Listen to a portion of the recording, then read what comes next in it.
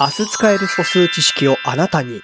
明日は5月3日。5月3日生まれの方はお誕生日おめでとうございます。日付の数字である53は素数。さらに503も素数です。さて、この先間に0を追加していった時に数字は素数になるんでしょうか？まず4桁だと素数、5桁だと31で割れますね。その後6桁、7桁、8桁だとご覧のように素因数分解できます。9桁で久々に素数になりますね。それ以降はしばらく素数はありません。再び素数になるのは19桁、素数桁です。意外と素数になるタイミングは少ないことがわかります。こういう数遊びは面白いと思うので、皆さんもぜひ遊んでみてください。